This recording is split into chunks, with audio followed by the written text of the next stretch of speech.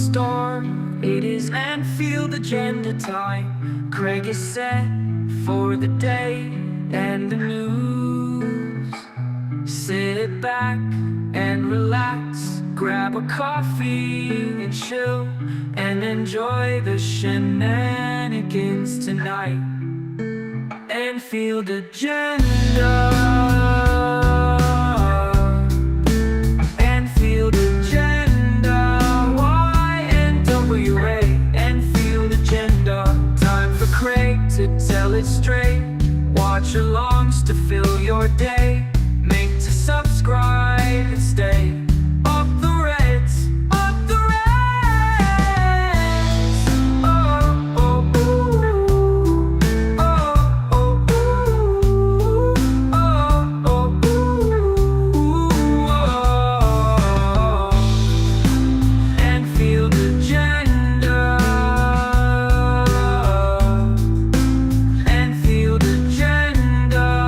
YNWA. Anfield Agenda.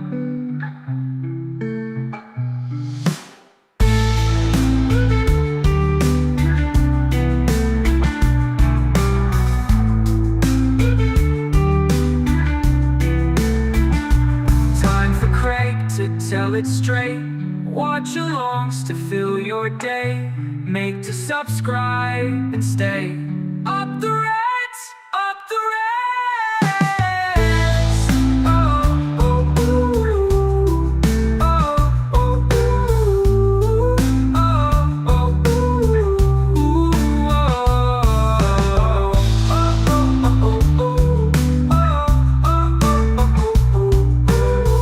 Oh, oh, oh, oh, Anfield Agenda. Anfield Agenda. YNWA. Anfield Agenda.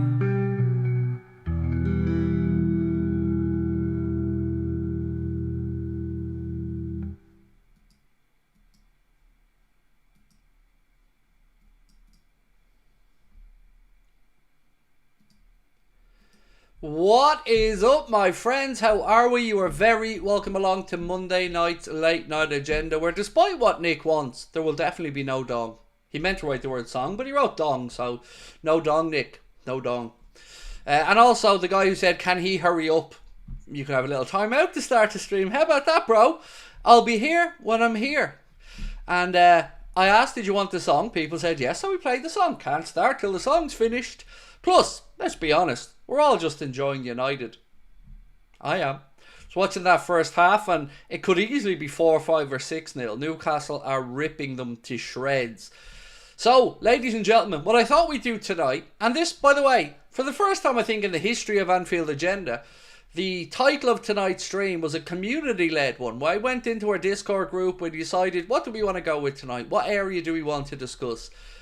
And we shop worked a few ideas, and we came up with, it's time for Hughes to prove himself. So let's see what happens in January, because this is going to be a big month. And I think Richard Hughes does need to prove himself. So let's wait and see if he can do it this month or not. We're going to be talking about Mohamed Salah and some more records tonight. We're going to be speaking about some upgrades to VAR for the semi-final of the League Cup. We're going to be talking about the competition for Omar Marmoush. We're also going to be discussing a little bit about what Richard Hughes has actually been doing, if anything, over the past 6 months. And of course, anything else that you guys would like to cover, we're here for it. So let me just firstly give a shout out to a Twitter account. And I don't usually do this, but I want to just mention Anfield Sector for a second, if I can. In a positive way, I should say. Sorry, I'm not calling them out. I'm giving them a shout out. Not that they need one. Great account. But they've posted something that I'm really happy to see. And they asked this question. Richard Hughes has been in the job for 6 months now officially. It's not good enough to have 0 contract signed. In fact, it's negligent. In 2 days, 3 of the best players in the world can sign for another club. So, thank you, Anfield Sector. And I hope others follow suit and start to call it like it is, because it's more than fair what they've said there. A lot of us are wondering what on earth is happening. What has Hughes been doing since he's joined the club? Because 2 days away and we could be in a bit of trouble. So let's wait and see. But I'm not feeling optimistic, and the vibes that I'm hearing are expect a quiet January. So let's figure out. Right, a couple of super chats to get through before we get stuck in. Craig, have you watched the Gavin and Stacey special? It's recorded, I just haven't gotten around to it yet. It's almost like my super little treat that I'm holding off on. I may watch it tomorrow, but it is recorded. I'm looking forward to it. James, how are you, James? And thank you, mate, for your super chat. Appreciate you, and Happy New Year to you. Said, Craig, if FSG have a sell to buy motto, why do we let big players go on a free? Example, Wijnaldum, Firmino, Trent, and a small fee is better than none. It's a really, really interesting point, James. At least I find it interesting, mate. And I've asked myself the very same thing. You know, for a club that is, as you've mentioned, I wouldn't say sell to buy, but certainly a club that want to make every penny count, I find it very difficult to figure out why we do let so many walk out the door without recouping a transfer fee, mate. I think it's a more than valid question. I don't know the answer to it though, mate, unfortunately. So yeah. No, the Red Mist podcast isn't going, by the way. I've covered this many times, but I'm aware people are in and out and don't see every stream. But no, it isn't. I took on too much work, basically, is what happened. And I was feeling really terrible, mentally, physically, and I just had to let something go. So that was completely on me, and I do apologise for it. But I need to, I guess, learn my own limitations of what I can and can't do. So, Charlie, if Salah doesn't get a contract, Hughes is done for me. He can sign players, he can do whatever, but if Salah goes, it's bye-bye Hughes. You see, I didn't want to come in tonight and tell you how to feel, Charlie, or anybody else in the chat. I wanted to gauge how you were all feeling about it, because I'm going to read you out some headlines that have been popping around today. So Anfield Sector has said, Liverpool will likely spend the next month or so setting up moves for the summer and hold their nerve this window. Now, they're quoting Lewis Steele there of the Mail, I think, but I want to just touch on this for a second. This idea that somehow not spending money when we need to spend it in January is holding their nerve is nothing short of a disgrace. It's not holding your nerve to roll the dice and pray that we don't capitulate and lose another league title. It's a dereliction of duty. So, you can spin the narrative however you want, and I've no doubt that this is a narrative that the club are pushing, but holding your nerve in January isn't going to be good enough. We need to be proactive. We don't want to be an Arsenal and fall over the line to try and win a league. We want to go and win the league. So this holding your nerve, and I've seen it mentioned in a couple of places, it's nonsense. We did that in the summer, held our nerve. Now it's time for action, because we don't know how long Joe Gomez is going to be out. We're unsure whether Kwanzaa will be able to recapture the form he had last season. So we're potentially an injury away at centre-back from a big concern. And that's before we get into the obvious one about Ryan Gravenberch and overplaying him and him maybe picking up a knock. This narrative of holding your nerve is again just one to try and pacify and just say basically they're not going to spend money. It's nothing to do with holding your nerve. It's called doing your damn job. And that is to recruit players and find players who can come in. You've had 6 months to do it. Time to step up. Another one said, of the 3 contract renewals, academy graduate Trent Alexander-Arnold seems the closest to an exit. But Salah has laid down ultimatums before, and the club may well not acquiesce to Virgil van Dijk's wage demands. This, again, has been written from a narrative to undermine us. Try to frighten us. Don't buy into it. We don't know what's happening. And do you know what? I probably owe you an apology, because I find myself being a little bit negative around the Trent situation in the last couple of weeks, because I talked myself into being negative about it. I got bought into the market and the fear and all the other stuff. But truth is, we don't know what's happening with Trent. Nor do these journalists. Because if they did, if they actually had something to say, they'd say it. But they're not. They're just saying, oh, well, Trent looks most difficult. Because that's the narrative out there at the minute, isn't it? That Trent may well be off to Madrid. So I'm going to promise you that I'm going to try my best to stay positive on the contract renewals. Because I'm very upbeat around Mo and Virgil. But I've always said I don't know about Trent. But I'm not going to talk myself into wishing him away either, because that would just be silly. Charlie said, this is how we work. We're signing in January, gets to January, we don't have the money. We spend in the summer, big war chest, summer comes, sign a cheap player or a free player, we don't have the money. That's exactly how I feel. So don't get me wrong, Charlie. I'm with you. Our owners are a disgrace when it comes to spending. And, you know, I've been very consistent on this for years now. But the time for allowing Hughes the benefit of the doubt also seems to be running to an end. Every Liverpool fan that I've seen or read or been in contact with over the past week has started to really question this appointment of Richard Hughes. And I think it's understandable that people have doubts because we haven't really seen what he's done yet. You know, you look at some of the business he's done at Brighton and you say, well done. And I've no problem with Michael Edwards bringing in somebody who he trusts. We'd all do that in these jobs. But I think it is very fair of fans to ask, what has the man been doing? Because nothing has been sorted. Not one thing. He's brought in two very simple players to sign. One of them still isn't really getting into the matchday squads. But he hasn't done the three big things that have been in his inbox, which is get the contract sorted. So, how are you guys feeling about Edwards? And Hughes, Hughes in particular I should say, because I really don't know. This piece here said, Richard Hughes has been in the job 6 months officially, like we said, and it's not good enough to have zero contract signed.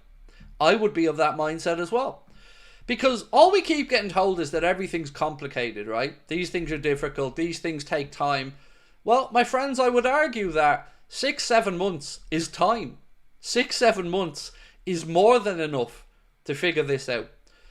And I was relaxed enough about it until I heard Mo Salah yesterday say, nope, not close yet. Now, Mo didn't go out of his way to try and call the club out. He was getting the Man of the Match award and he was there being interviewed by Sky and they asked him the question. So it does beg the question, what the hell have they been doing?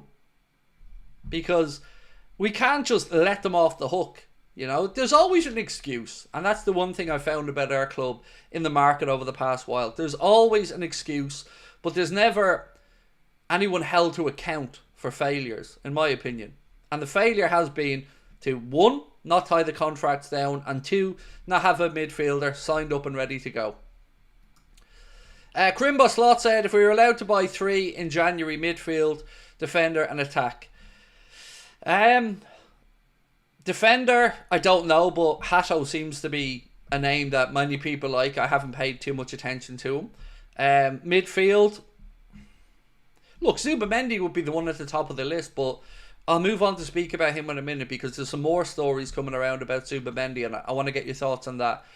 And in attack, Marmoush. But again, we may lose Marmoush in January. And I'm going to talk about that in a few minutes as well. Charlie said, poll about Hughes, are we confident or not? Yeah, I think that's a valid question. So let me just ask. Okay, 1 second. Let me write this out.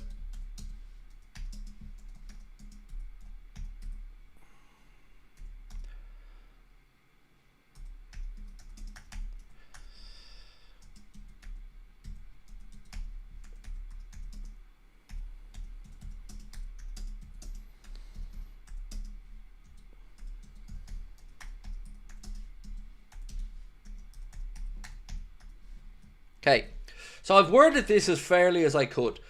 And I said, are you confident that Hughes will be a good sporting director? I think that's the fairest way I can word this poll.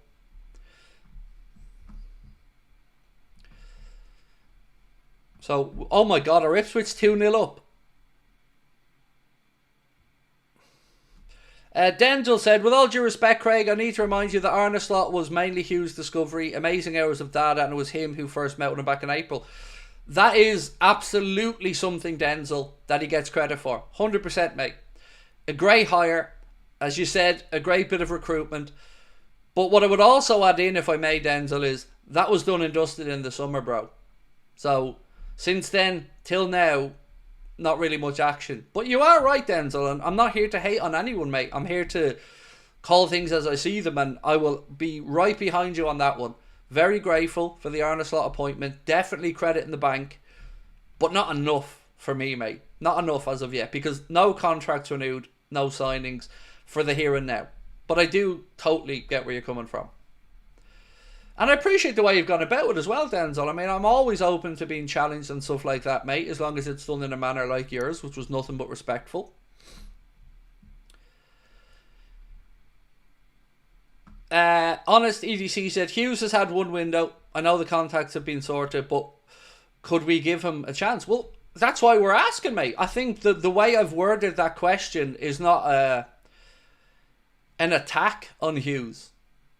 But it is a big step up, and, you know, I can't get past the contract. You know, whatever about signings. You know, we can argue about whether it's the right time to make the signings, whether the market's right in January, and I think we could have a valid argument both ways on that. But the contract is, I think, the big sticking point for us. And I think when you add in maybe Johnny Heidinger's agent, saying that he found Hughes very robotic and lacking in empathy when he spoke with him, you know, that probably just adds to the fear a little bit. But look, again, I'm not here to run anybody down. We all want what's best for the club. I want Liverpool to be successful. I want Hughes to be a success. But we need to see some movement as well.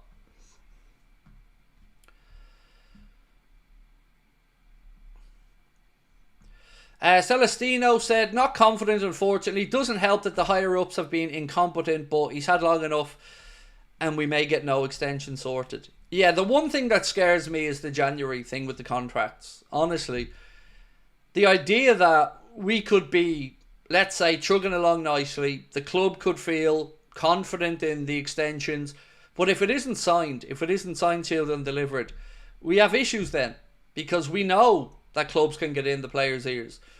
And look, we're banking on loyalty. We're banking on the players just almost taking less money because of the connection they have with the fan base, which is a beautiful thing. But if you're the players, you're also going to be wondering, are we ever going to get close? Are we ever going to get to the numbers that are realistic here?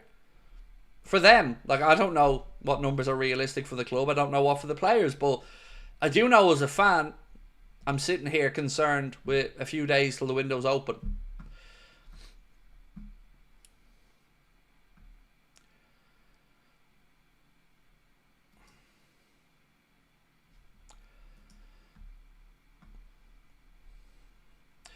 Thoughts on Xerxes cheered off.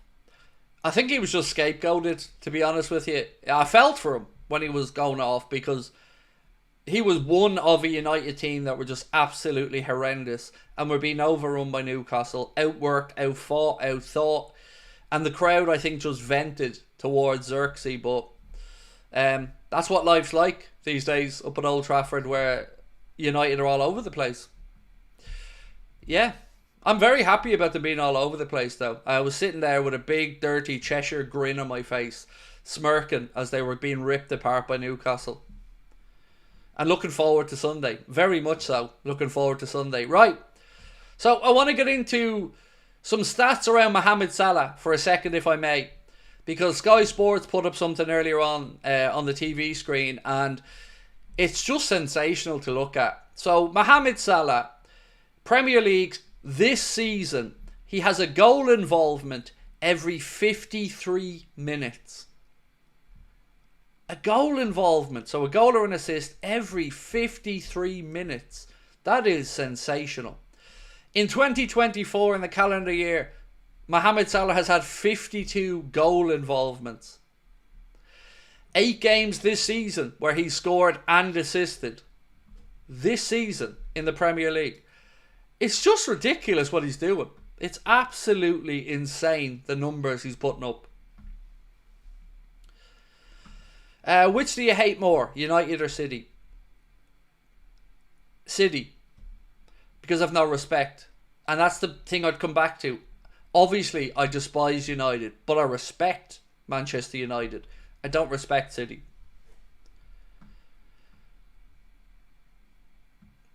So, the poll is there, and the question is, are you confident that Hughes will be a good sporting director?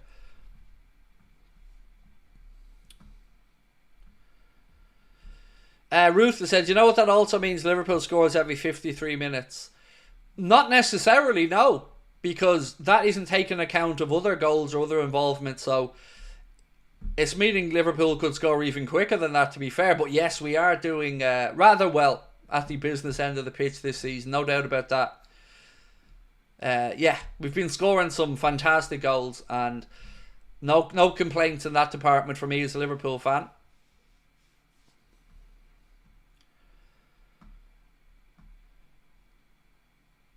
Hi Craig, if Newcastle still have FFP issues, do you think Liverpool should test the revolve with a bid for Hall? No. Not for me. Not yet. No.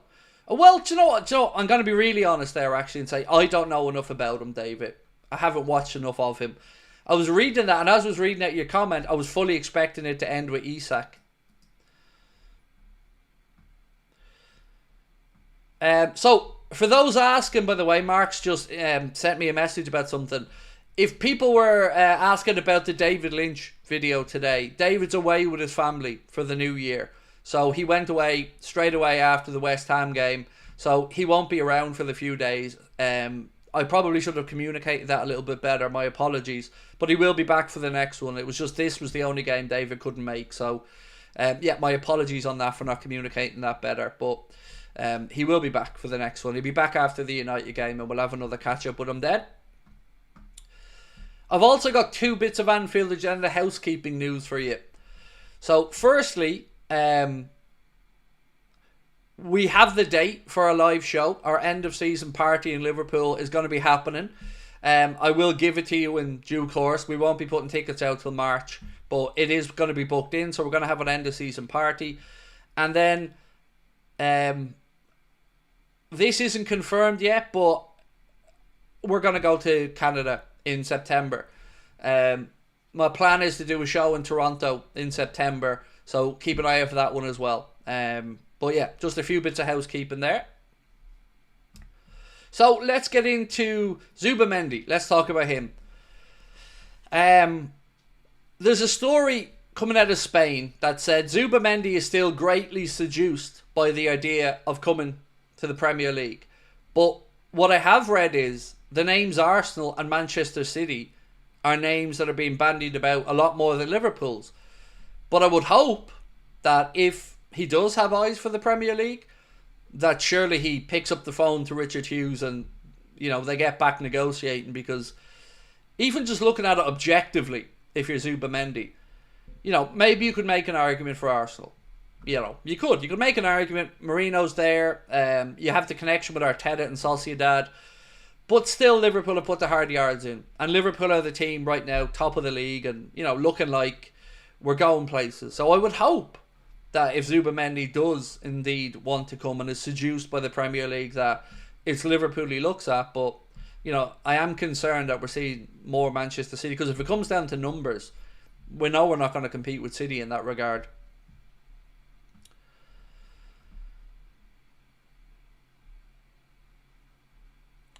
Cohen, I don't know why you can't send super chats, mate. That's a YouTube issue, not a Craig issue.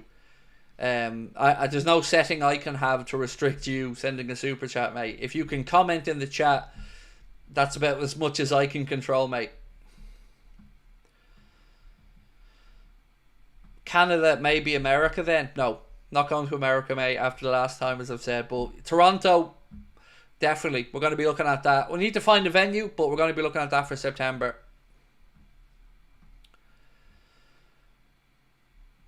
Harvey King said either Zubimendi says he wants Liverpool or he can do one. Yeah, but you know what I don't want to happen? Here's what I don't want to happen, mate. Us to be strung along all the way through January with the idea of Zubimendi in the summer, unless we get an absolute concrete yes for the summer from him. You know, my fear is that we end up with Gravenberch injured. So for me, January was the time I want to sign the midfielder. I can't get away from that. But the only way I would accept Zubimendi is if it was signed, sealed and delivered for the summer. And we got, I guess, a communication of that from the club. And even then, I still think we're taking a risk. Not with Zubimendi, but to wait that long. Steve McManaman has said something that I hope Trent's paying attention to. And this is what Steve McManaman had to say about celebrating his trophy wins at Real Madrid. He said, I remember thinking I would have loved to have done this with Liverpool because I would have been right there on the forefront of it all and known all the words of the songs and thrown myself into it. So hopefully Trent pays some attention to that one. Ruthless said, welcome. He said nothing. You joined Anfield Agenda FC, mate. Sorry, you didn't say anything, but I want to say thank you to you for joining Anfield Agenda FC. Appreciate you. So I'm unsure yet whether this is the last stream of the year. I don't know if I'm going to be streaming on New Year's Eve tomorrow. I really haven't got a plan yet.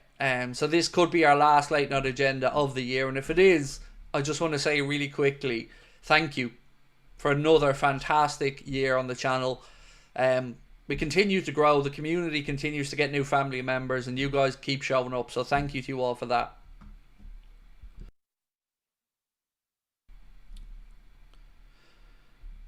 Can't help but feeling that our stingy owners are making us look unattractive to these transfer targets. So one thing I would say is, if I was a player on the outside looking to join Liverpool, I would be concerned at why these transfer extensions, or these contract extensions, excuse me, are taking Liverpool so long to sort out. I don't understand it. It would worry me, and it would concern me if I was coming in from the outside as well.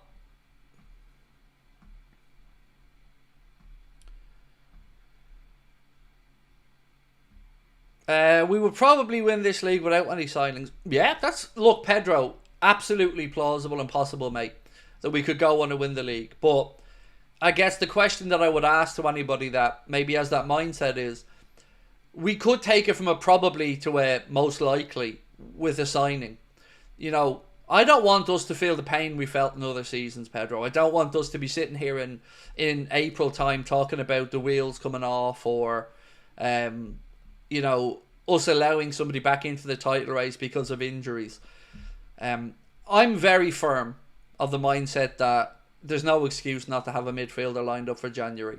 But, you know, every indication that I'm reading suggests that we're going to have a very quiet January.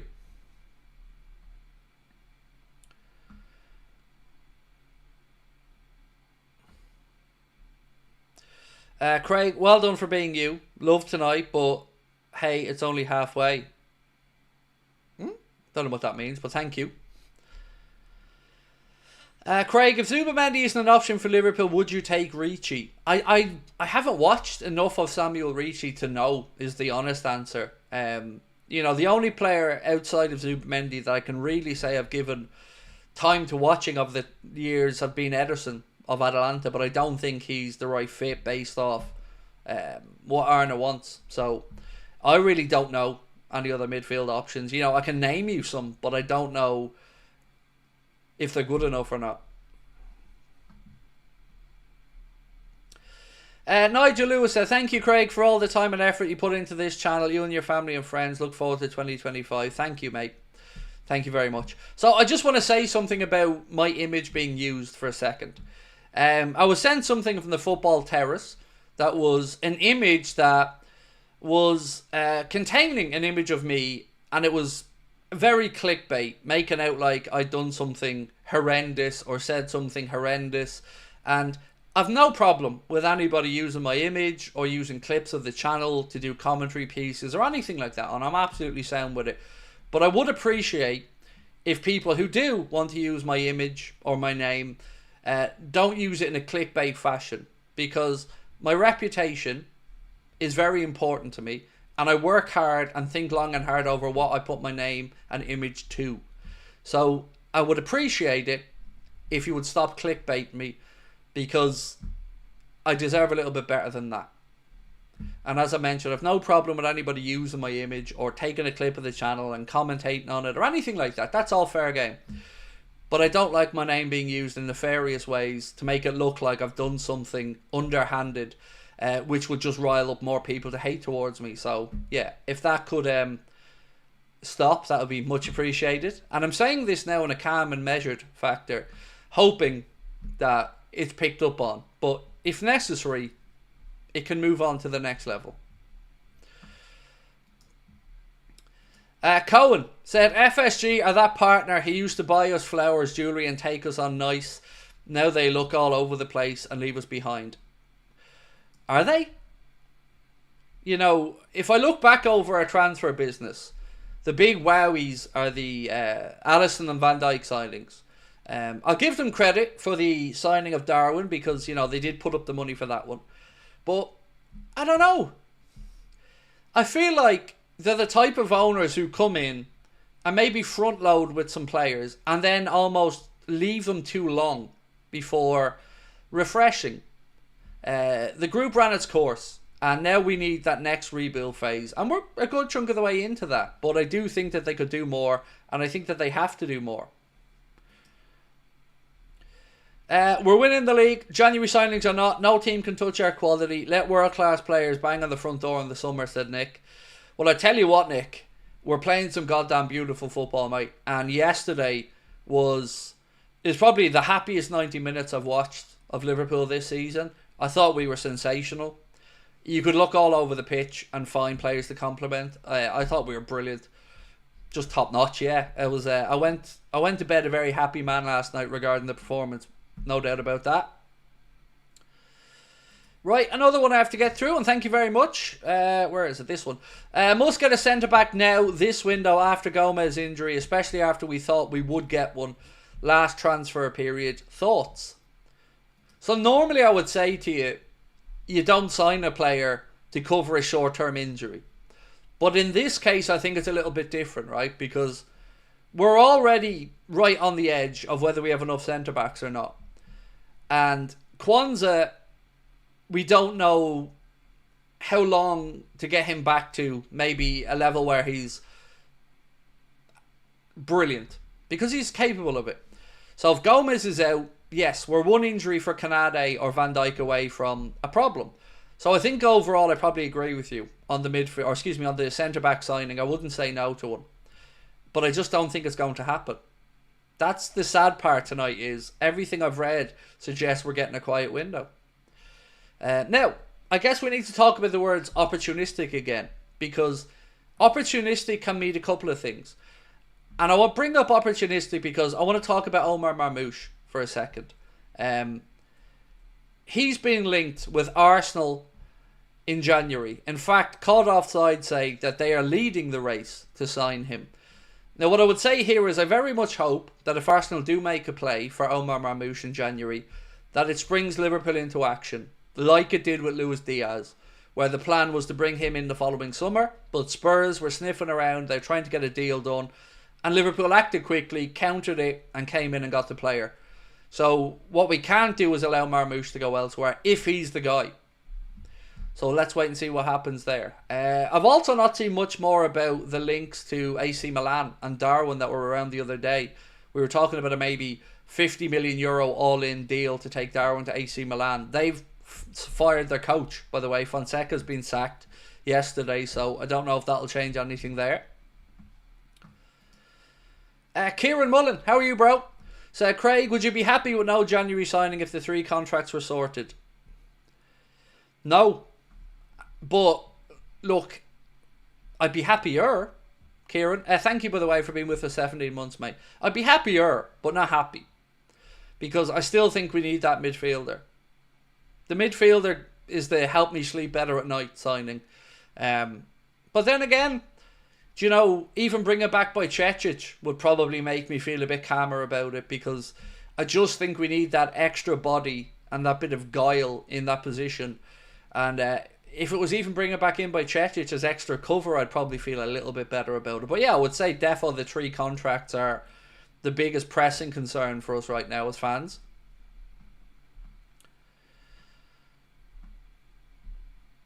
I know Cecic is on loan, mate, but we have the ability to call him back. And especially after Pep Linders getting fired there at Salzburg, I don't know what the situation is.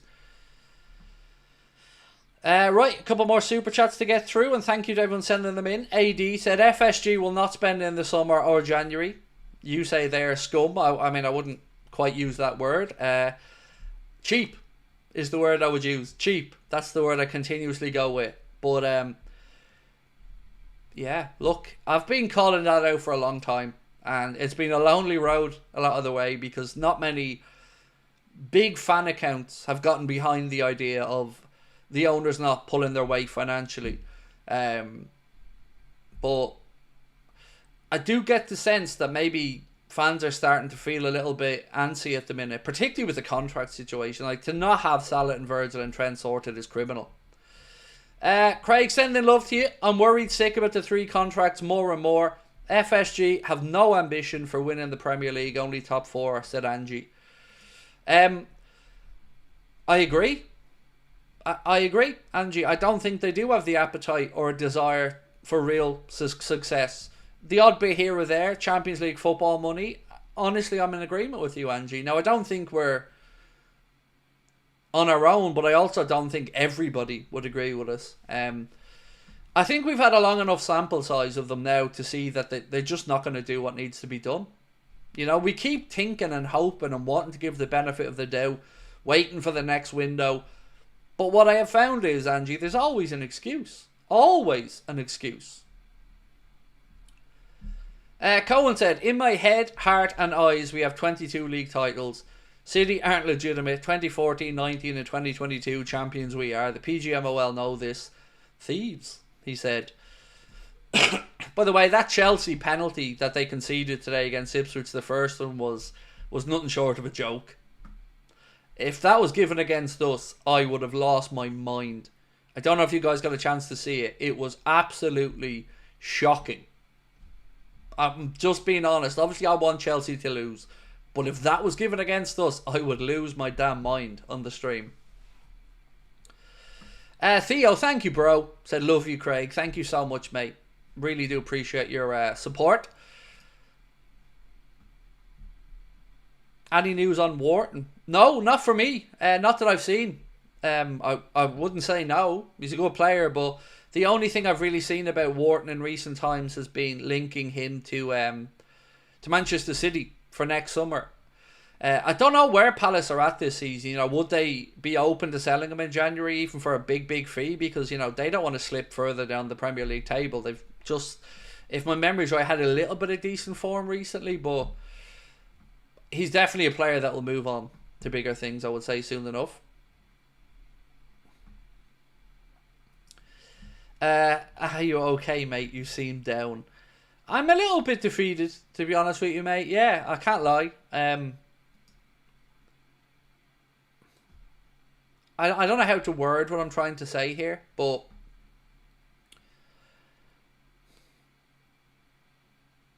I don't think I'm being myself here tonight. I think I'm trying to be too professional or too clean cut or understanding, because inside I'm really angry. I am fucking fuming at the situation we're in on the contract, because it, to me, has the potential to undermine all the great work that Arnott and the boys are doing on the pitch. And every time that I speak up or speak out, I get quite a bit of hate back at me. Not from you guys, I should say. Sorry, not from you guys, of course. But I don't like to be signalled out as the toxic, troublesome fan for daring to ask for some ambition. But right now, if I said what I wanted to say on this stream, I think I'd be in trouble. Because to me, it's nothing short of a fucking disgrace what these owners are doing. And they're getting away with it. You know, we're overachieving, and that's buying them more time.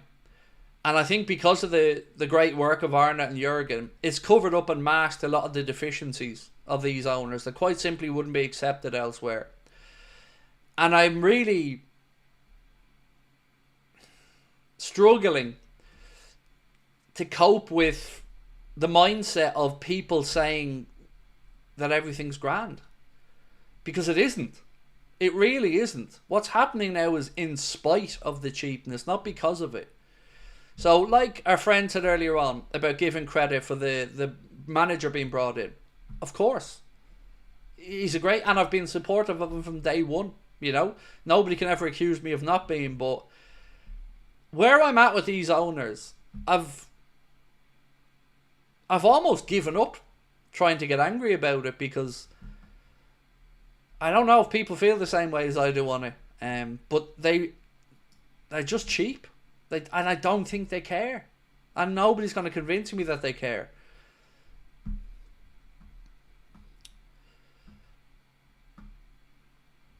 So even when I was playing around with the title tonight, what I wanted to say was kind of along the lines what Anfield Sector wrote there. And I wanted to talk about, you know, this not being good enough and it being a dereliction of duty.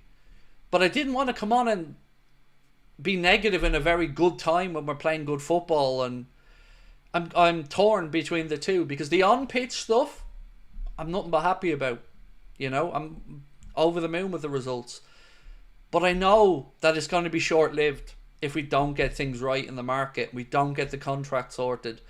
And that's eating away at me in the background. Darren said, I totally agree with you, Craig. If we were 5th place now, it would be a different story. Yeah. And you feel terrible inside. Like, you're saying we're top of the league and I'm here complaining about some stuff, you know? But I know I'm right. And that's the part that really gets me. I know we should be complaining. By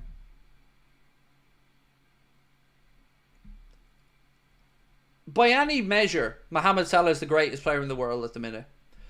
I don't think anybody could argue much against that. On form, right now, with the form that he showed since the start of the season, he's the greatest player in the world. And in my brain, I can't understand how anybody could let him get to a point where he can now talk openly with other clubs. It just seems like the most idiotic, ludicrous thing in the world. And what's it over? Money. That's it. It's over money. Because Liverpool are afraid to commit to a player that may hypothetically fall off a cliff in a year's time. And to me, that's not good enough. Because you brought this guy in, you've helped him become the best player in the world at the minute. Surely you want to underline that by giving him a contract. And I can't figure out why we haven't done it. I can figure out why we waited to see how we started the season and all the other things. But we are now at a point where he is literally, again, rewriting the history books. And the cheap fuckers in Boston are putting that at risk. With cheapness. Over what? 50 grand a week or something? It's truly pathetic.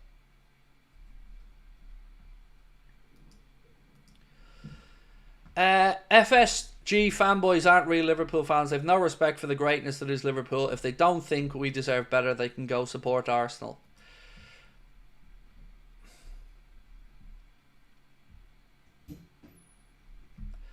I would agree with that. I'd never tell anybody to go support somebody else, but I would agree with the I don't understand wanting the best. Because I think Liverpool fans have been more than realistic. You don't see Liverpool fans clamouring for £150 million signings, because we know that's not really the way.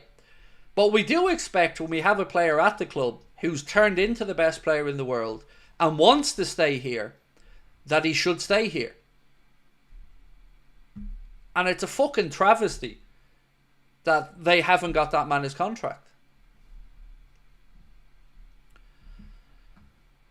And yeah, I feel a bit defeated, Corbin. And yeah, you're right. I am at myself because I feel like I'm fighting a losing battle. But anyway, let's move on to other stuff.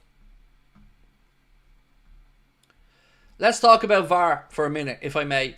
So, the semi-finals of the League Cup, we know that they're going to have VAR in them, but on top of that, referees will also announce any video assistant referee decisions to the fans inside the stadium for the first time during the upcoming Carabao Cup semi-finals, which I think is going to be a really interesting thing to see, and I'm all for it. So, keep an eye out for that one coming during the League Cup semi-finals. The referees will be announced with everyone inside the stadium what's happening.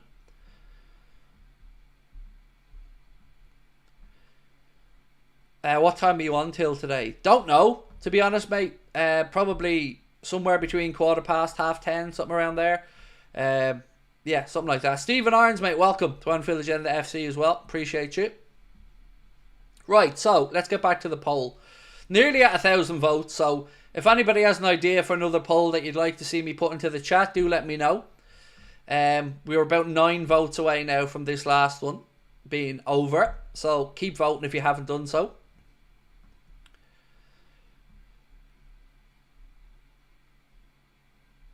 So the question was, are you still confident that Richard Hughes, or are you confident that Richard Hughes would be a good sporting director? I'm pretty one-sided vote so far, but you know, we're nearly there. There we go. So 64%, so 640 of the 1,000 people that took part in the poll said that they aren't confident that Richard Hughes would be a good sporting director. I'm on the fence, to be honest with you, and I don't know how much patience to give over the contract situation. I don't, because my deadline was always 1st of January. And it's not going to be sorted by the 1st of January, so. They care more about defending billionaires who milk this club dry with transfers. They aren't fans, said AD. Do you know what? I'm going to just ask a simple one then, because then I'm going to get an idea of where people are at. Because remember what I said to you guys the other day. I want to be a representation of you and your beliefs and your thoughts, as well as being myself. But me is the angry me. That's that's me. That's who I am. I call out shit when I see it, and I'm not happy about it. I'm that way in every walk of my life. So I want to ask you about the owners. Simple one.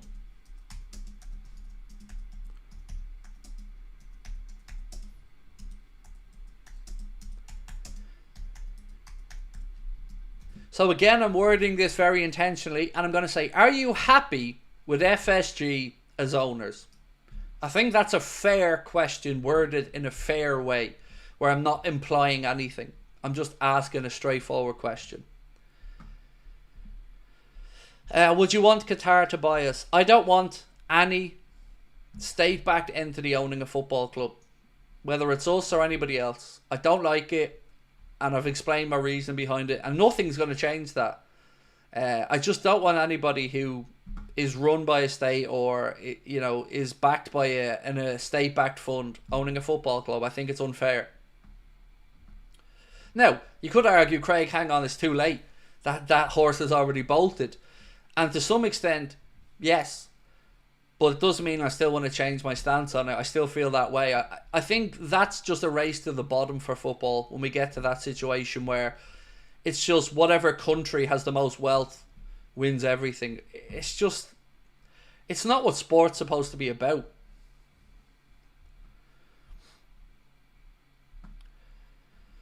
Michael said, I've got a good idea for a poll, Craig. If you could have one sign in one of what positions, which one? Yeah, great idea, Michael. And I promise you, mate, that'll be the next poll. Just let me run this poll through, and then I promise you, mate, I will go with your poll. It's a great idea.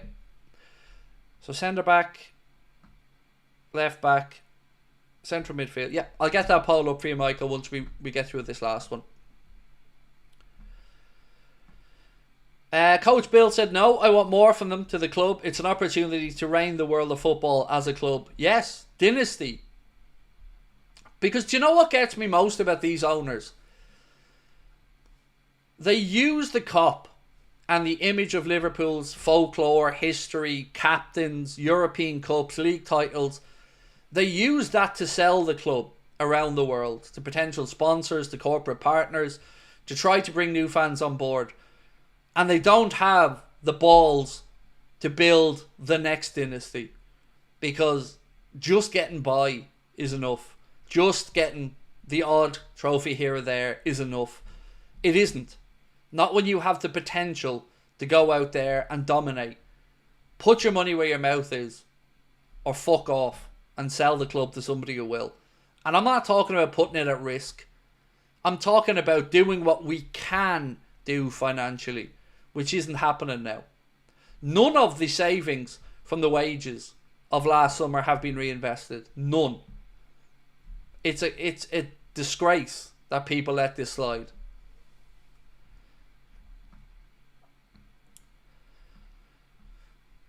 Though FSG aren't the best, you have to say they are far from the worst. I've always said that, Harry. I've said, anytime anyone's asked me about them or the Glazers, it's not even a competition. But our standard shouldn't be they're not the worst. Do you get me? But you are right. They've done a lot of good things. But our standard shouldn't be that they're not the worst. That's not good enough for me, mate. That's not good enough for Liverpool Football Club. The standard needs to be the best of the best. Cohen said, we don't want overpriced players. We want Marmoush, Kirkes, Ederson, less than 150 million together. We made 150 million last year. Where's the money, John?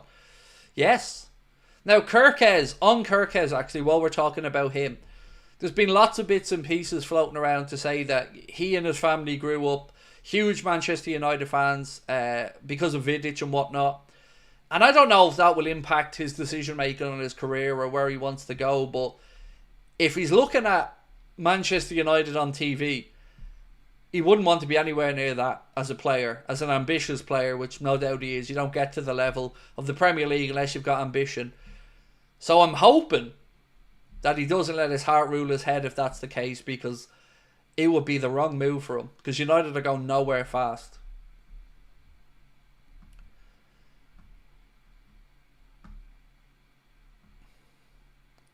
Wow. Is the Chelsea game over? That is shocking. In a good way. Sorry, in a good way. Ipswich beating Chelsea. They might as well just give us the title now. Like, honestly, what's the point of this? At this point, we're going to just dance our way to the league title. I know Arsenal are playing tomorrow, by the way, and they probably will beat Brentford, but they're still going to have to make up 9 points if we win our game in hand. And they're going to drop more points themselves. So, yeah, for all the anger about the owners, I'm absolutely certain we're going to win the league. Need a poll, will we be champions in May? Yes, we will, Carl. And on that, do you know how confident I am? We're booking the live show for the week between the Champions League final and the last game of the Premier League.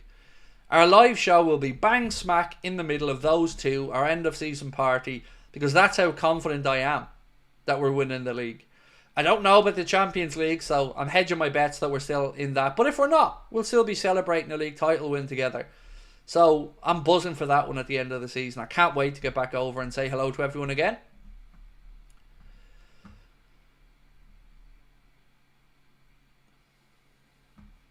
And by the way, what on earth is going on at United? Like, Amram's come in and they've gotten worse. And I didn't think that was possible. But, like, watching that first 45 minutes, which is all I was able to watch before I jumped on here, honestly, I don't think Gary Neville was exaggerating when he said these words. I'm quoting Neville here. Pound for pound, you're watching the worst team in England, folks. Gary Neville's words, not mine. And I found it hard to disagree with him. They were shocking. No fight. No ambition. Nothing. Just nothing. Newcastle were pissing them.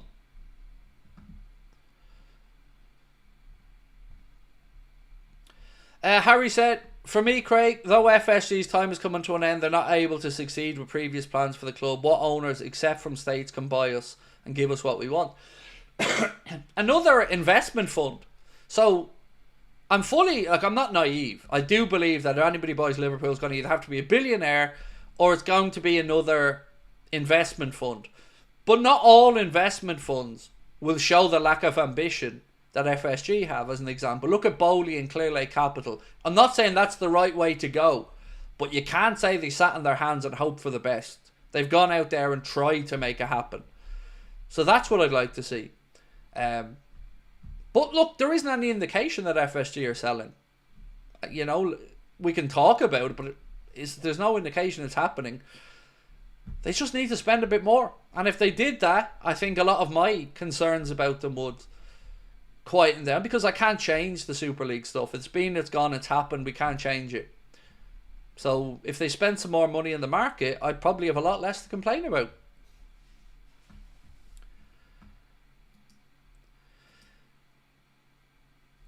Victor said, I'd be disappointed with less than a 7-0 on Sunday.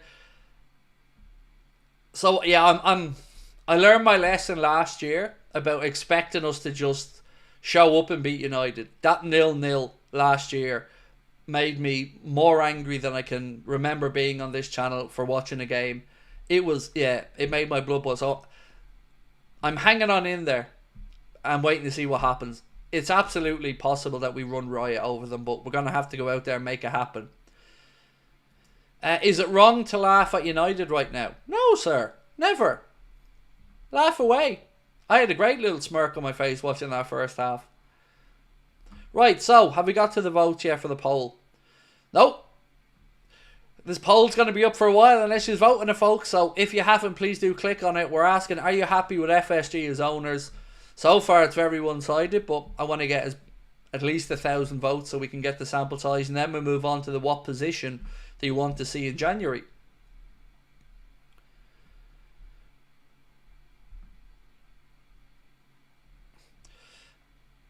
Keep leading the fight, Craig. FSG could make LFC even more profitable if they invest in players that secure titles as winners attract fans. I've watched Florian Wirtz and he would be a great asset, said Bishy. My thoughts exactly. And here's the thing, right? As much as I'll sit here and scream for the owners to spend money, I don't expect a 150 million quid striker, or I expect what the chat have pointed out, a 50 million quid Marmouche, a 30 or 40 million quid left back maybe, and a midfielder for probably 30 to 50 as well. Again, more than reasonable, because let's look at what's around us. Arsenal have a £100 million midfielder. Chelsea have two £100 million midfielders. You know, so I think we're more than reasonable as fans and more than understanding with our expectations.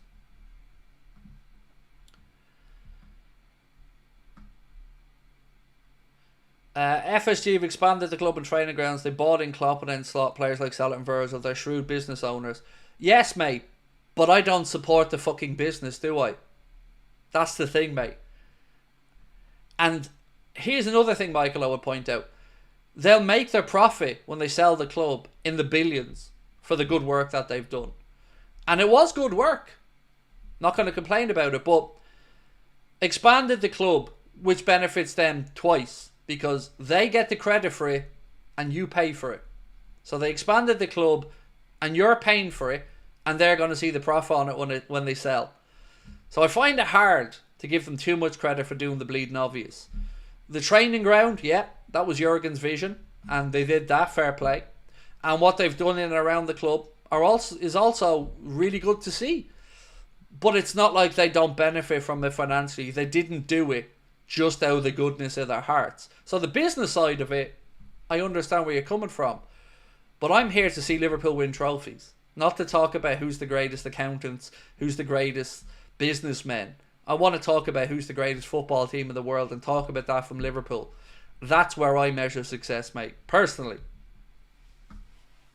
And to me, they've cost us league titles by not investing.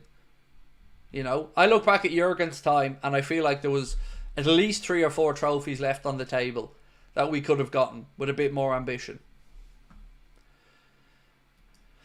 Cohen said, if we win the league, then we have 23 legitimate league titles, 3 more than United, City, or Joe Club that don't count. So I'll never count. I don't want the titles if City gets stripped of them. I've always said that. It's just my own personal opinion. I'd rather a big asterisk beside those years and then it is saying, bold, clear writing for everyone, no league title winners this season as Manchester City were found guilty of cheating. That would work for me. Yeah, because we didn't get a chance to celebrate those league titles, so they'd feel very, very hollow. But I know other people feel different about that. How on earth did Chelsea lose to Ipswich? How? That is... This Premier League, you got to say, it's one of the most competitive leagues, if not the most competitive league in the world. On any day, anyone can beat anyone in English football unless you show up and give 100%. It's why I love the league so much. And I think it's what catches some managers out when they come into it. You know, like in Portugal or the Eredivisie or other leagues, maybe you can coast your way through some games. And when you come up against lower teams, you usually are able to beat them easily.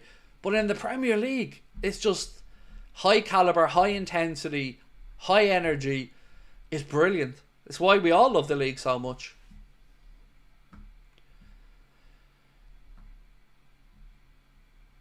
Nimnoy said, as a fan, I don't see the logic in pointing out good business in our clubs, because business-wise, we pay for our tickets and merch. We have no profit. Our only profit is the club being successful. Yes, sir. I'm with you on that one. You know, they'll get the payoff for the other stuff. And I don't begrudge them it. And I've said that from day one with FSG. As long as they keep us winning, I wish them every success when they sell the club. I hope they make as much money as possible. I don't begrudge them a cent of it. But it's the trophies that we're here for. Chelsea lose to Ipswich is massive for us. We're walking the league. It's again turning it back into just us and Arsenal now, isn't it? And even at that, we've got a delicious little 9-point buffer if we win our game in hand.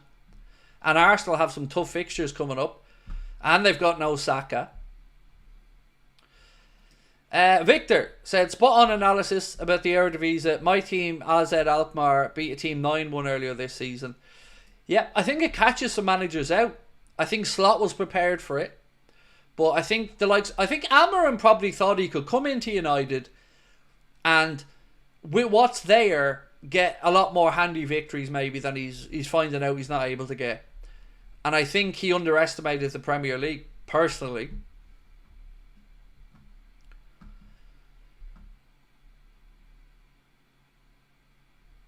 Slot 100% has to utilise the remaining Champions League games and FA Cup to heavily rotate. We can't risk unnecessary injuries now. Well, we do have 2 legs of the League Cup, David, where you would probably expect some changes there. The Accrington Stanley game and the FA Cup, absolutely expect a much changed team for that one. Champions League, I guess it depends how much you want to make sure maybe you're number one and how important that is. And it's difficult to really know the massive difference between maybe first place or third place or fourth place. So I find it difficult to give because it's the first year we've seen this new format, so it's hard to really know if there's much extra benefit to finishing top. What I can say to you is we've made €80 million so far from prize money in the Champions League from what we've done, which is incredible.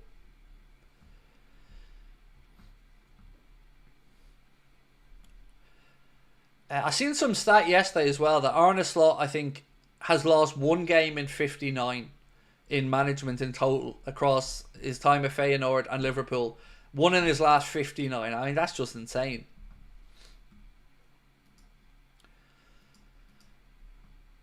Cohen said, as Klopp said, we can celebrate them. They're ours. Why wouldn't we want them? They were stolen. We want trophies. It's just a personal opinion, Cohen. I'm not telling you you're wrong to want to celebrate them, mate. I'm just saying, for me, in my view of things, I wouldn't want them.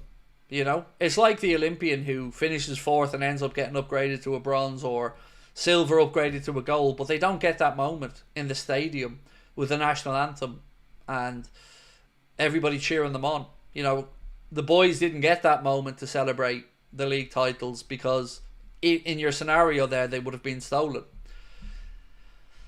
So yeah, again, personal preference though, mate. Every social media saying Trent is leaving. Craig, what's this? Just media stories. I don't know. I have no idea what's going on with Trent. I'm trying to I'm trying to be as patient as I can on it because I don't want to go in on Trent. I've no interest in going in on Trent. I want him to stay. But you get to the point where you're, who do I be angry at? You know, who am I angry at? The club? The players? Who am I angry at? The agents? I just want these contracts sorted, and I can't for the life of me figure out why they aren't, or none of them are, and not even like close based off some of the things that we're seeing in the last day or two. That's the part that confuses me. How do you not get the easy one? Verd's done.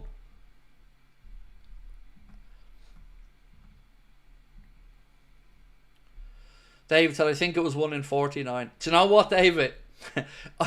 I knew it was one or the other, and I went big, but I said to myself in my head, it's 49 or 59, but I went big, mate. So either way, very impressive.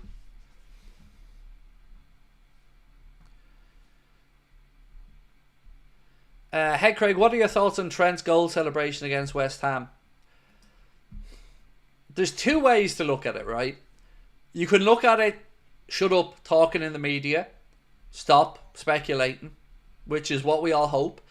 Or you can look at it that he's just telling everyone to shut up. But what I don't take comfort from is the fact that Bellingham did the same celebration at Dortmund and went out a few months later and left.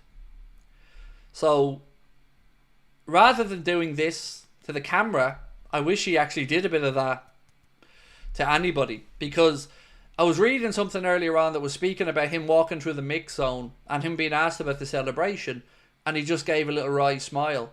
That would have been a perfect time for him to stop and say, I wish the media would stop speculating. Nothing sorted yet. It wouldn't have been hard, would it? He wouldn't have had to give away too much. Wouldn't have had to give up much of a negotiating position.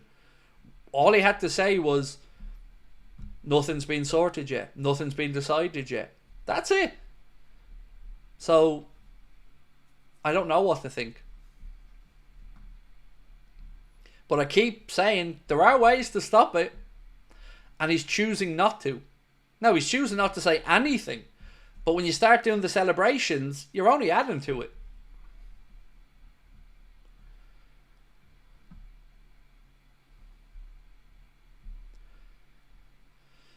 Right, let's check the poll, see if we're nearing the 1,000 votes yet. Right, we need 250 more votes, and then we can move on to what position do you think is the most pressing in January.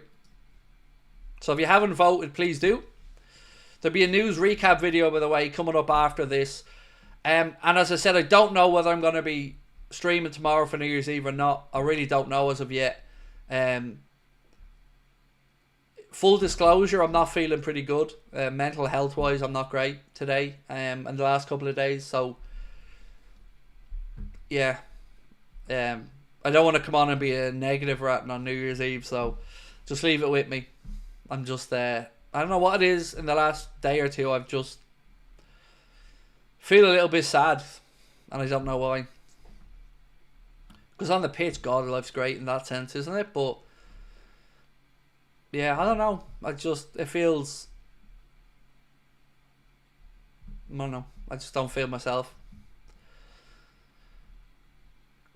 With the position poll, mate, are you able to set it up so we can have multiple choices? No. It's just pick one. Because the question's going to be what's the most important position. So, Carl said, if you were a current Liverpool player, who would you want the Man City medals then? If you would finish second. If I was a current Liverpool player, would I? No, I wouldn't. Because I wouldn't feel like I got to celebrate them. So, look, it's a personal thing. I can understand anybody who would want them, Carl, and I wouldn't argue with them. But for me, I just, no, I wouldn't. Because the whole point of it is the glory of that moment. Standing there, taking the adulation, sharing the moment with your teammates and your supporters, the coaches, and everyone that helped you get there. And we've been robbed of that already, so I wouldn't personally, as a player or as a fan, want them.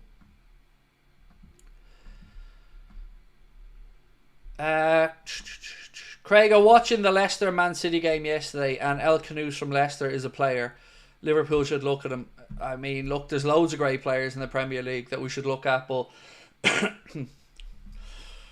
it's not exactly been a signing spree in the last while with these owners, particularly in the summer. What if all three players go for free in the summer? Look, even being pessimistic, I don't see that happening. But look, I guess while nothing's resolved fully yet, all options are still on the table at the minute, but I don't. I think because Virgil and Mo want to stay so much, it will get sorted there, but I just don't understand the cheapness of it all. It's just not a good look for me. Because the way they're going on, and the way it's portrayed in the media by even Liverpool-based journalists, like, these guys aren't asking for money that isn't there. You know, whether you're talking about Mo wanting 400 grand a week, let's just argue, even if he wanted £500,000, it's not like the club can't afford it.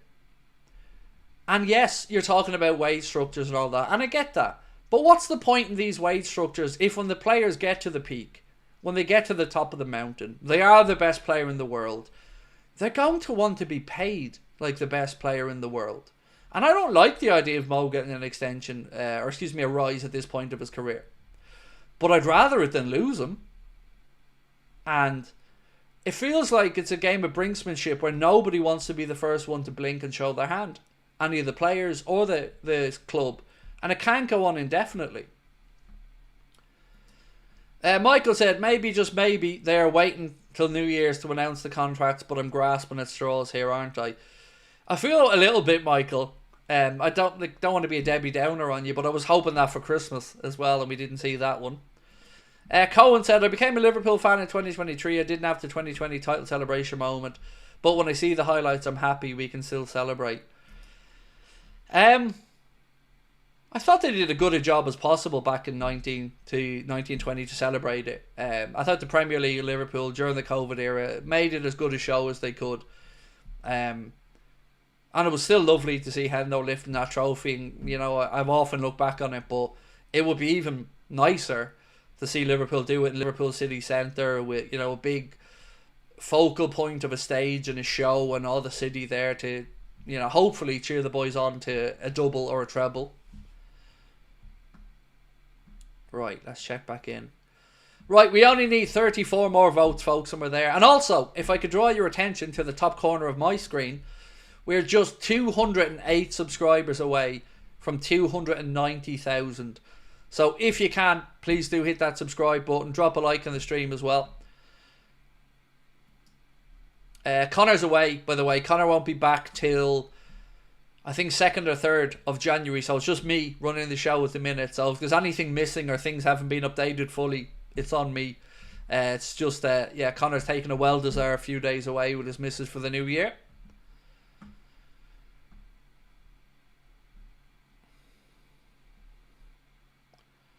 Just give us the title now. I kind of feel that way as well, mate, to be honest with you. I can't see anyone touching us, but... Right, so, I asked, are you happy with FSG as owners? 78% said no. 79% right at the end. And 21% said yes. Thank you to everyone that voted. It's always good to get this feedback. So, look, now we're going to ask what was suggested a moment ago, which is the poll in what position. So, 1 second.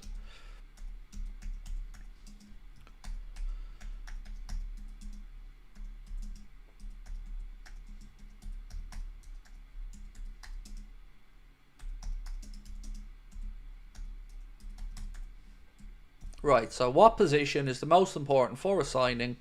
So let's put in every option. Okay.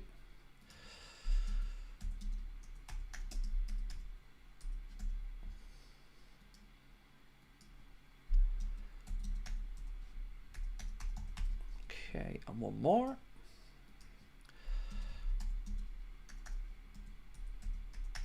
Right, so I've said centre back, left back, midfield and attacker. What position is most important for a signing? So vote away. And at this one I'm very intrigued to see actually what you guys come up with.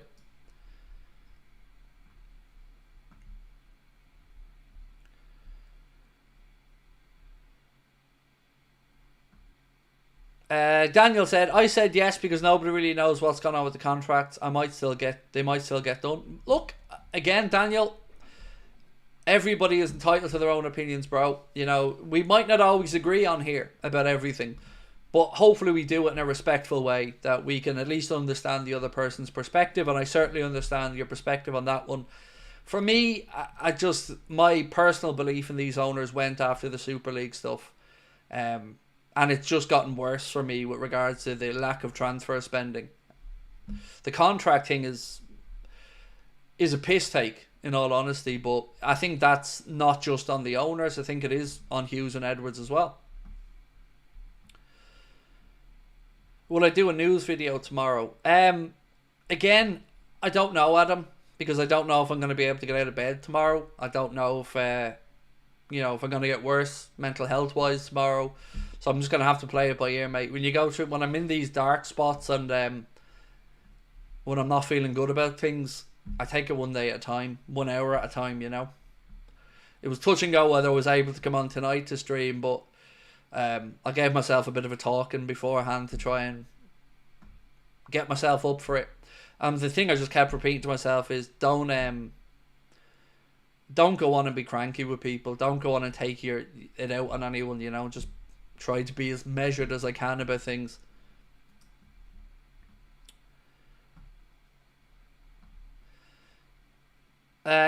Daniel said, safe to say the contract situation is making all of us fans feel like crap. I think the biggest reason behind it, mate, is so entirely avoidable. And that's the part we don't get. Like, we're going to get to the point where there's a resolution at some point. Why does it always have to be dragged out? And why does everything have to be such hard work? Because realistically, this should have been an 18-month ago situation. And I think fans have been patient because of a lot of change behind the scenes. Manager, sporting director, Edwards coming back in. But that was the summer excuse. I don't think we can still give that as a valid excuse right now when they've had more than enough time. It feels like it's just being an unnecessary risk now that could face destabilising the season. And I just don't see the benefits of it. Chris, that music, how are you, bro? Said, alright, Craig, how are we? So, is it too early to start laughing at Chelsea? I may be after one or two. Watching Man United getting beaten, but still think no one else seems to want to win the league, only us. So, it was always going to be a tough one to figure out whether Chelsea could last the pace or not. And to be fair to Chelsea and their fans, not many of them were really talking about the title race. They've seen improvements. Maresca's made improvements, but there's still a lot of upheaval at that club and a lot of things still to be smoothed out. And so it was always going to be unlikely that they were going to last the pace. The thing that I don't understand is why our fans are so scared of Arsenal. Because some people just still think they're going to turn into this machine that's going to go on this run. It's just not going to happen. They're going to drop more points. We're going to drop more points, but they're not going to overturn it. They aren't. So for me, it's just steady as she goes. Don't shit the bed, and the league title's theirs.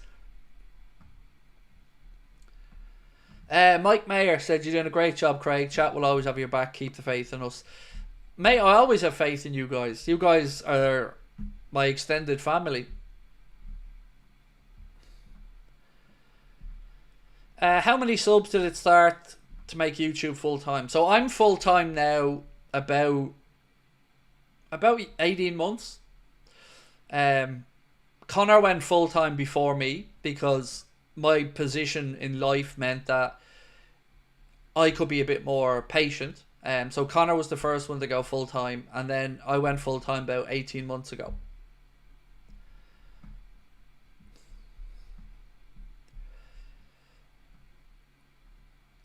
Arsenal don't win against Brentford and the league is done on Sunday. Arsenal prove they don't have what it takes to charge down Liverpool. Exactly, they just don't. Like, we're still on for a potential 90-point season. You know, I think 90, what it would be, 90, yeah, halfway through, we're at 45 with a game to go. So let's even half that, 1.5 points. We're on still for a 90-point season. Arsenal aren't getting a 90-point season. They need to be pretty much perfect to get that. And they've come to Anfield. I just don't see it happening. And they're without Saka. And we've seen the impact no Odegaard had on them. So, you know, I know Gabriel Jesus has found the net a few times lately, but nothing about this Arsenal team makes me think they're good enough to hunt us down. If that sounds cocky, I can understand that as well, but I'm basing it off what I'm really seeing, because I'm as surprised as anyone we're here. You know, I didn't think we'd be winning the league this year, but I think now we're absolutely going to win the league.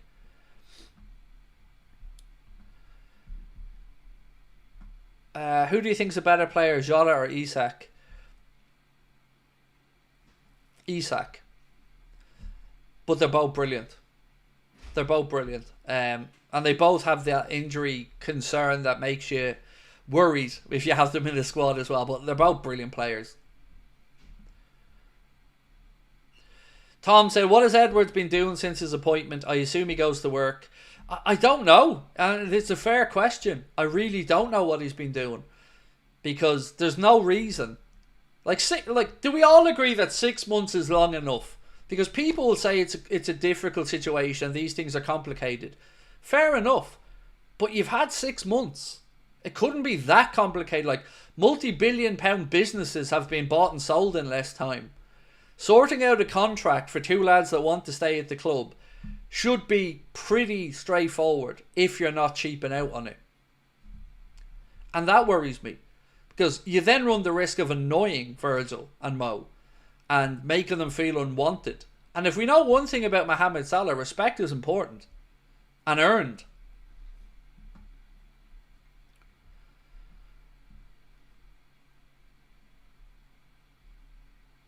If we can go celebrate the 2020 title in Liverpool, give it to fans at the moment, why can't we do the same with the stolen ones?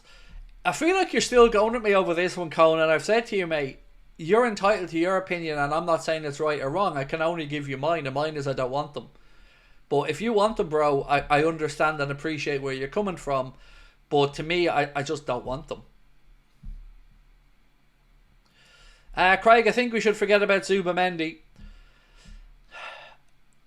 It would, for me, Rusba, it would take him saying clearly in January to the world that I am leaving in the summer and I'm going to Liverpool. That's the only thing that would make me hang off, is him coming out and saying categorically that in the summer he will be joining Liverpool. He wants to see out the season with Sociedad. He wants to help them try and push towards European football again. But that's the only thing. Silence and hoping is not good enough, because anything can happen. And like I've said, Alonso to Madrid happens, and if he decides he wants Zubimendi, that conversation again becomes very different, and we could end up wasting another 6 months.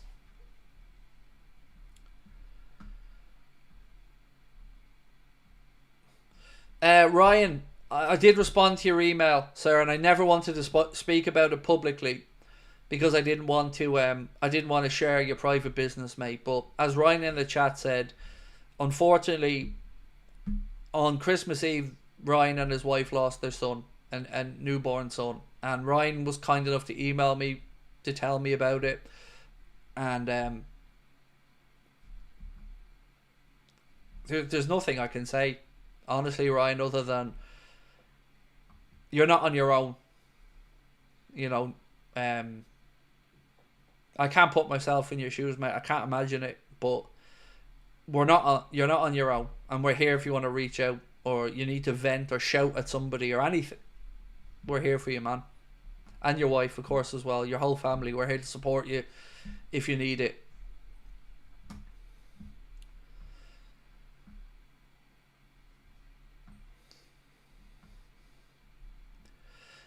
James Rigby said, long enough, they should have been done during 1 or 2 months of the summer when they did nothing but make excuses. That's all they do, make excuses for the owners and the club and lie to us. So I almost feel like at some points it's like Michael Edwards is a mini-me John Henry. And I don't know if that's doing a disservice to Michael Edwards, and I'm doing him dirty there, because I will certainly sit here and say that when Michael Edwards does make moves, he usually does them very well. But that excitement that we all felt when we heard Edwards was coming back in, and obviously Richard Hughes was going to be joining him, I don't know we've seen any benefit of him being back. You know, the club hasn't bought another feeder club, or he hasn't done that part of the role that he was brought in to do for FSG as their director of football operations, or whatever his exact title is. And Richard Hughes has not done number one thing in his inbox, which is sort the contracts. So yeah, I've struggled to push back on anybody who's annoyed about it, because I think we're all perfectly within our rights to be angry. I just don't know whether my ire or my anger should be aimed at Richard Hughes or the owners, or both.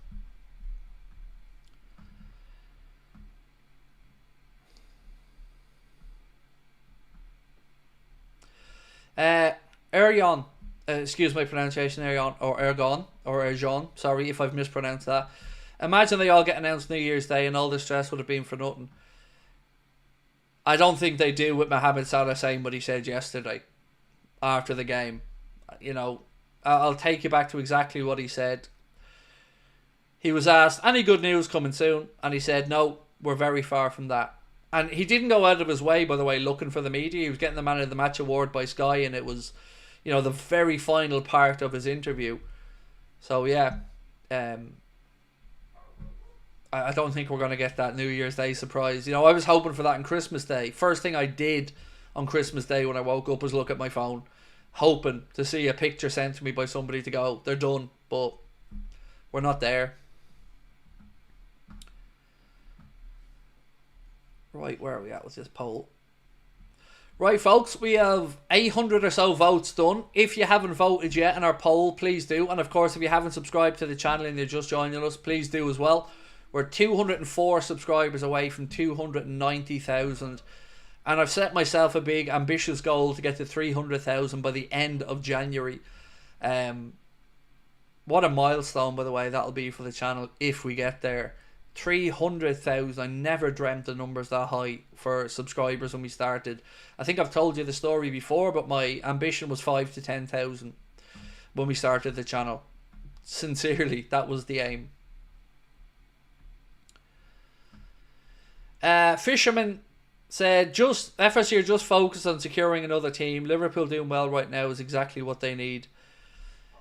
It buys them time and breathing space for other projects, granted, but you know, if we're at the point where we say they've empowered Hughes and Edwards, well then they're not doing their job. There's no excuse to me for Richard Hughes not to have gotten Virgil's contract done. It's easy. He wants to stay. Get it sorted. Nobody will think that Virgil hasn't got 2 or 3 years left at the top level. Nobody. There's no argument to be had against that. So why isn't that done? It's not like we're waiting on Mo, and we're waiting on all of them. Like every goddamn one that he came into the club with them in his inbox, every fucking one of them is still there undone. And that's a piss take.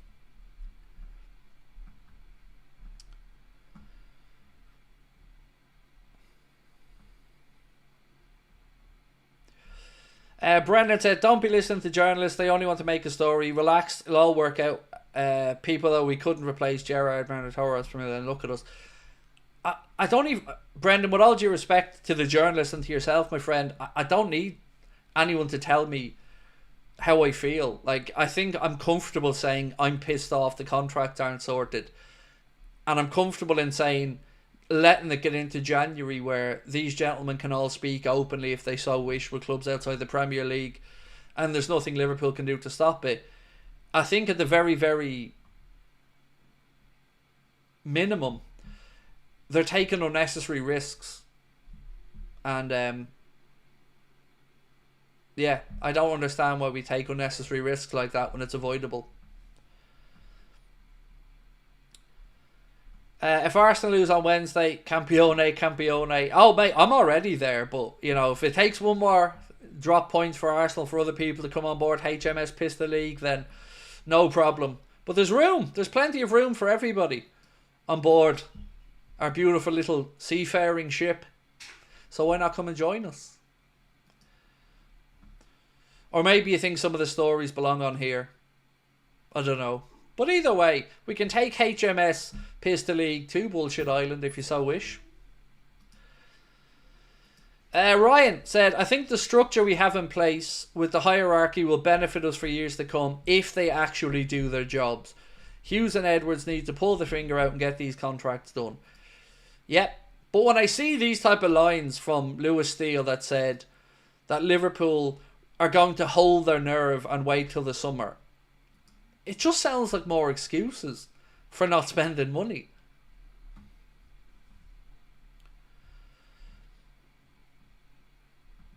Centre back and a defensive midfielder would be a good start to the new year, said Brian Box. Paul White said, money has to be the sticking point. There's no other reason why these contracts have not been sorted out. FSG are tight. It has to be money, you're right, Paul. There is no other... Like, it can only be two things, money or length of contract. And the argument I would make for the length of contract is, well, you've got an ability to sell them if they're under contract for longer and they're underperforming. You might take a hit on it, but at least you've got an ability to get some money in the door. Right now, we've got nothing other than the possibility of these lads walking out the door for free. And that is avoidable. And that's the word I keep coming back to. Avoidable. I wish we'd go out and buy an Isak, but we won't. I'd have concerns about an Isak as well, to be honest, because he has his fair share of injuries and knocks. What will really make my blood boil is if Arsenal do pinch Marmoush in January. That would drive me insane. But again, we'll have to wait and see. Muckrab said, Craig, should we have kept Sepp van den Berg? I think it was the right decision to sell him, especially at the money we got. But not bringing in somebody, even if it is a younger centre-back, that is where I would have the problem with that transaction. You know, I don't think Van den Berg longer term was ever really going to break in to Liverpool's first team, but that will be the one for me. You know, why not replace with a younger one? WC said we don't need an attacker. No, not in January perhaps, but we do in the summer when we sell Darwin. And if Marmoush is the number one target and Arsenal come in to pinch him in January, then all the work and all the recruitment and all the scouting and everything else goes out the window. So, yes, I get where you're coming from and I agree with you. But I also don't want to lose him elsewhere.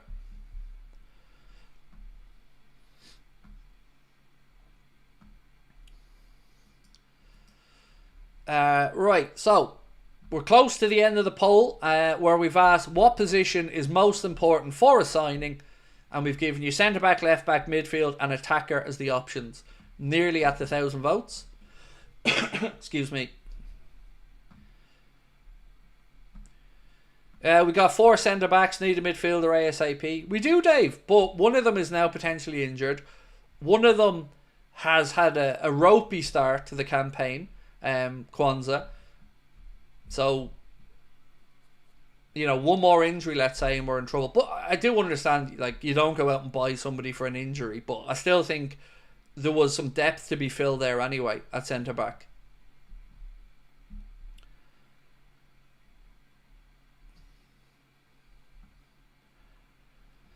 Jaden said, personally, I trust Edwards, so I'm not arsed about anything. I'm confident in his decision. Right. But what about when I tell you that he's not making the decision? Do you feel less or more confident then? Because it's Richard Hughes' job, not Edwards. In fact, Edwards technically doesn't really even work directly at Liverpool. He works for FSG, overseeing all their football operations with a remit to bring them another club. So, that make you feel any less happy?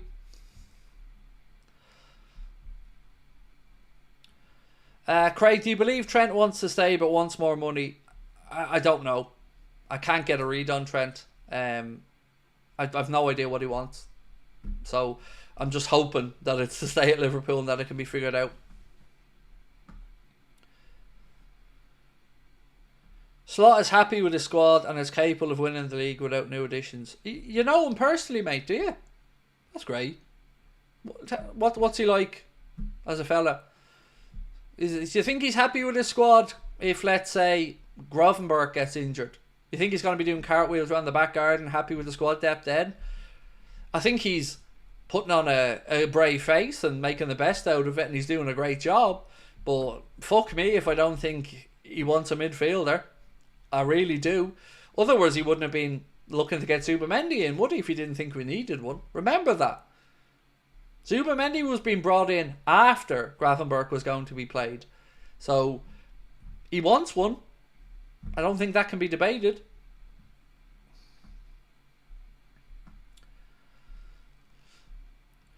The lack of ambition from FSG is not helping make Trent stay. He wants to win titles, but FSG is doing his best to stop that happening. It's a naturalist. It's not going to help, yes. Like, if Trent's looking for ambition and he wants a trophy haul that he can look back on and be proud of, I can understand a pause or a hesitation waiting to see whether his teammates are going to be kept around or what additions may come in. I do understand that point, yeah. Opinions on Núñez, Craig? Keep or sell? Sell, but not till the summer. You know, I don't think it's worth rocking the boat now.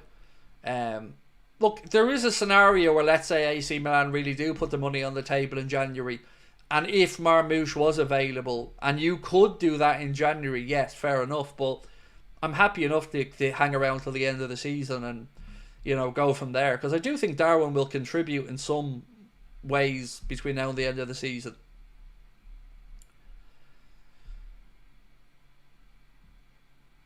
By the way, one more thing is, Jurgen Klopp himself, said it's healthy for clubs to bring in 1 or 2 new faces in a window, because it freshens things up on the training ground, adds in a new personality that may stop it going stale throughout the season, keeps competition for places. You know, there are other aspects of bringing in a signing other than just us fans moaning about it. And I mean, other good, valid reasons for it.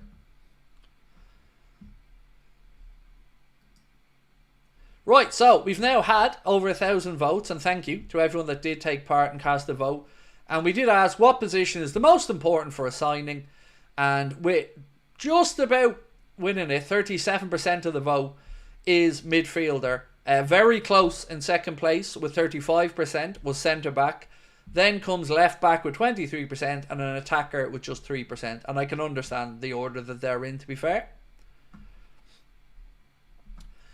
What was your biggest shock result of the season? Losing 1-0 to Forest at home. Without a shadow of a doubt. Like, fair play to them and all, but that was one I didn't think we were going to be dropping points in. At home, particularly. I want to enjoy this league title, which I think we won't throw away at this point, but I don't want it to be overshadowed by 3 vital players leaving. I don't want this situation to play out, Corbin. We win the league, and even if, let's say, Gravenberch got injured, I still think we get over the line and win the league. But I can't speak to that confidence with the latter part of the Champions League or the later rounds of the FA Cup.